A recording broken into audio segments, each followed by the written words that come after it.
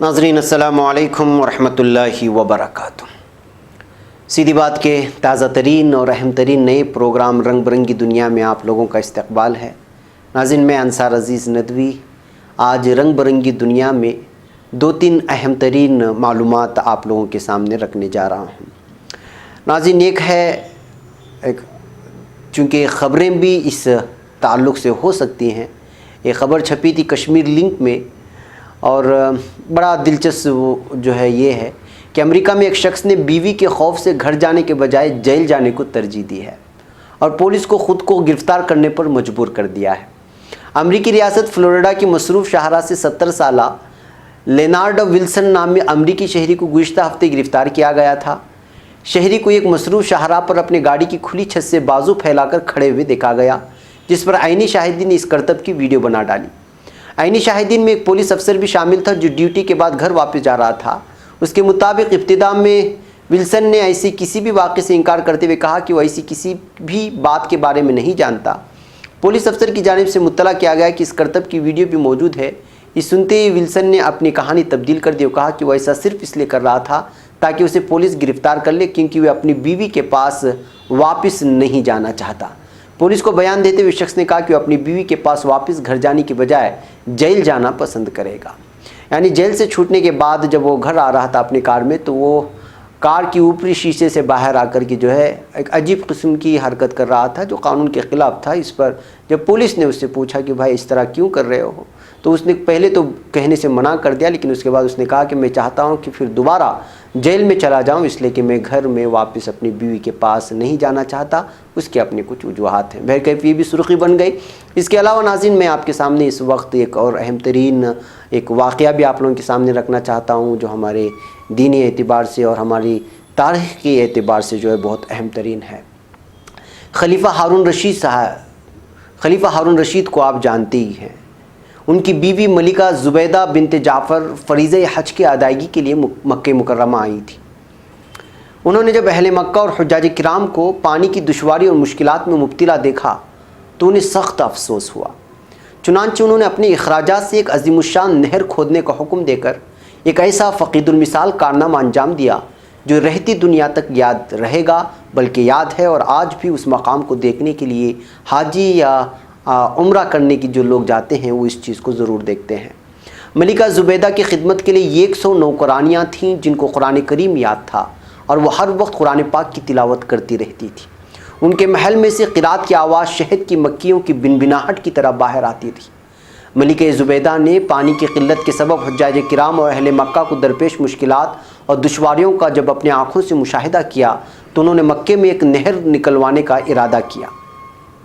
अब नहर की खुदाई का मंसूबा सामने आया तो मुख्तलिफ़ इलाक़ों से माहिर इंजीनियर बुलवाए गए। मक्का मुकर्रमा से 35 किलोमीटर शिमाल मशरिक़ में वादी हुनैन के जिबाल तात से नहर निकालने का प्रोग्राम बनाया गया।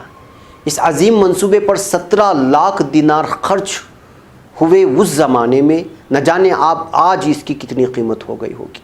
जब नहर ज़ुबैदा की मनसूबाबंदी शुरू हुई तो उस मंसूबे का मुंतज़िम इंजीनियर आया और कहने लगा, आपने जिस काम का हुक्म दिया है उसके लिए ख़ासे अखराजात दरकार हैं, क्योंकि उसकी तकमील के लिए बड़े बड़े पहाड़ों को काटना पड़ेगा, चट्टानों को तोड़ना पड़ेगा, नशेब व फराज की मुश्किलात से निमटना पड़ेगा, सैकड़ों मज़दूरों को दिन रात मेहनत करनी पड़ेगी, तब कहीं जाकर इस मंसूबे को पाए तकमील तक पहुँचाया जा सकता है।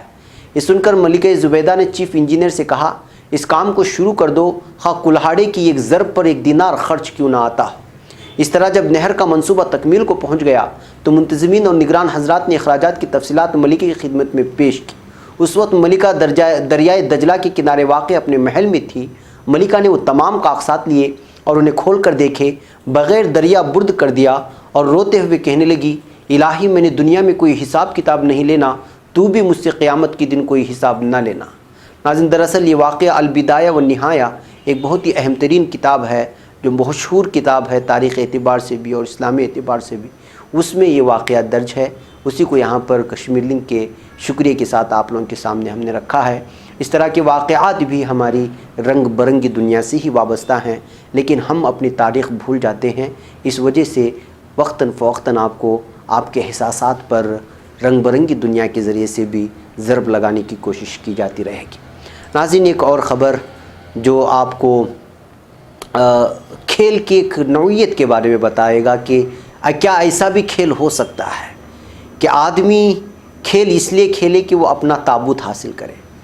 آپ نے بہت سے کھیلوں کے بارے میں سنا اور پڑھا ہوگا جن کی انعام میں ٹرافی کی سے لے کر نقد انعام اور نہ جانے کیا کچھ ملتا ہے، لیکن کبھی ایسے کھیل کے بارے میں سنا ہے جس میں جیتنے والے کو تابوت انعام میں دیا جاتا ہے؟ تابوت وہی جس میں جو ہے مردہ رکھا جاتا ہے۔ ایسا ہوتا ہے پیرو کے شہر جولیاکا میں۔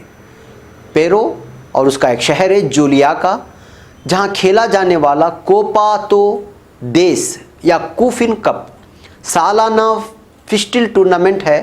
فسٹل سوسر سے ملتا جلتا ایک کھیل ہے۔ اس کھیل کو دنیا کا افسردہ ترین کھیل کہا جاتا ہے کیونکہ اس کھیل کے مقابلے میں 3 بہترین ٹیموں کو انعام کے طور پر تابوت دیے جاتے ہیں۔ اس کھیل میں عام ٹیمیں حصہ نہیں لیتی بلکہ جنوبی مشرقی پیرو کے علاقے پونو کے 12 بڑے تجہین و تدفین کے ادارے اس کھیل کا حصہ ہوتے ہیں۔